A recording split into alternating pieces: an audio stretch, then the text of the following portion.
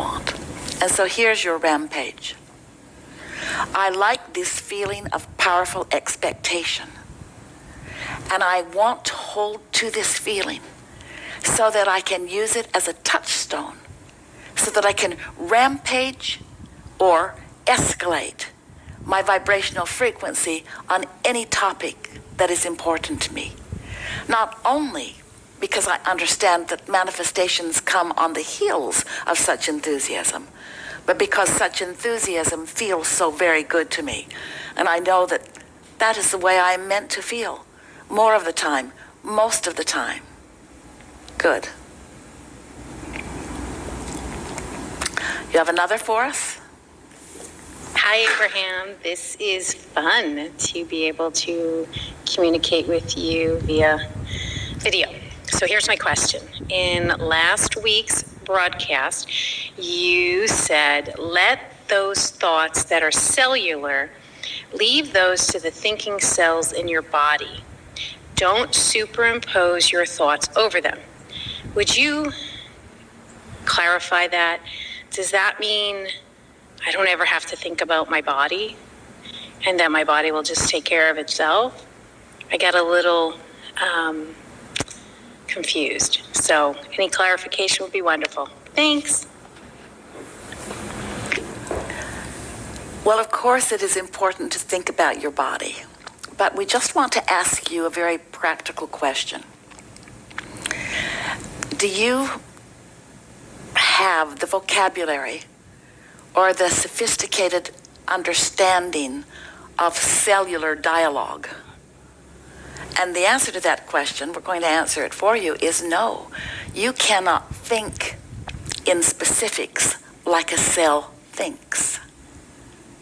So that's why we say, leave that specific, that incremental, that detail to the part of your consciousness that really does understand that. Of course, you're thinking about it in important terms, in general terms. In fact, you do most of your thinking about the well-being of your body in a step one part of the deliberate creative process. Step one is asking for what you want. In the same way, maybe this will help a little bit to clarify this. In the same way that we are saying to you, you really can't think like a cell unless you are doing it in general terms. Things like, I know my cells know what to do, and I know that my cells are in communication with each other, and I know that my cells are in communication with my inner being who does think like a cell, who can think like the cells, the most minute part of my physical apparatus. I'm a complex being. Is a good thing for you to acknowledge. I'm complex.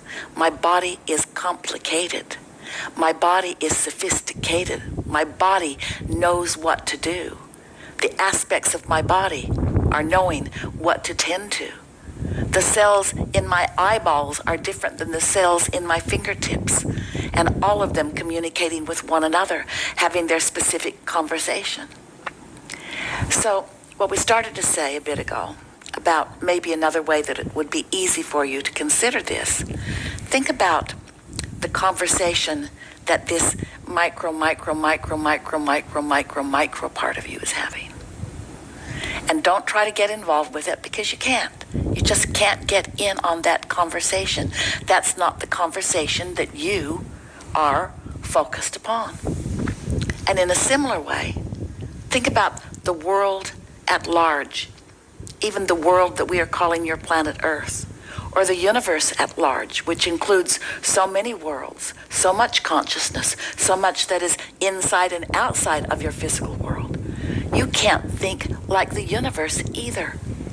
You can't even really think like your inner being, who is multifaceted and able to communicate with the intricate parts of you, the micro or the macro parts of